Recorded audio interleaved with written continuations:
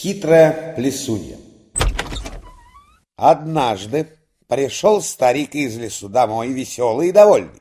Кричит с порога: «Брось-ка, старуха, в печь мою старую шапку, я себе новую принес. Вот, посмотри!» И вытащил из мешка живую лисицу. А старуха как раз печку топила. Обрадовалась она, увидев прекрасный лисий мех.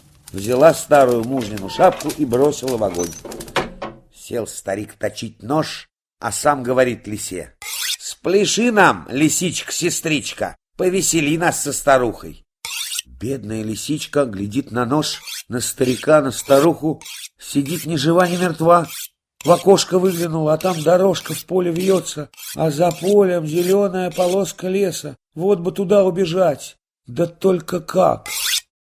Старик уже и нож наточил, пока она думала. «Пляши, лисичка, — говорит, — не то прямо сейчас на шапку пущу». «Я бы и сплясала, — отвечает хитрая лиса, — но нет у меня хорошего платья. Без платья что за танец?» Достала тогда старуха из сундука свое нарядное платье, в котором еще девицей ходила на праздники. Нарядила в него лисичку. Та посматривает на свой наряд, любуется, а плясать не торопится. «Что ж не пляшешь, сестрица?» — сердится старик.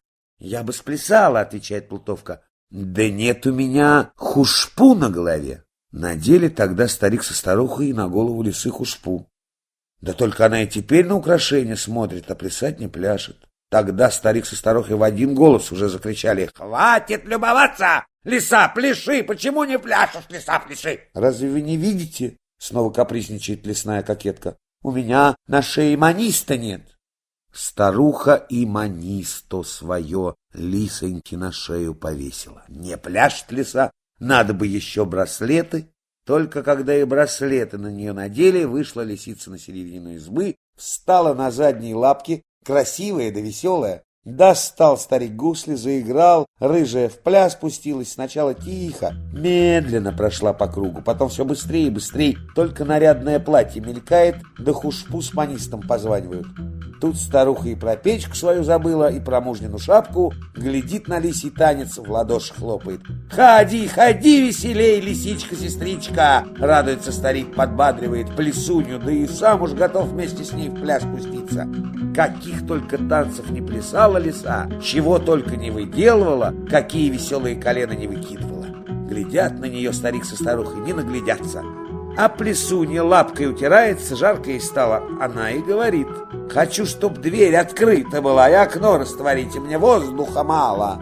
Старуха сейчас кинулась дверь отворять, а старик окно распахнул. Жалко, что ли? Лишь бы лисичка-сестричка веселей плясала. А та еще немного попрыгала, поплясала, да и юрк в открытую дверь. Только хвост рыжий мелькнул, да маниста звякнула тоненько. Остался старик без шапки, старая в печи сгорела, а новая в лес убежала.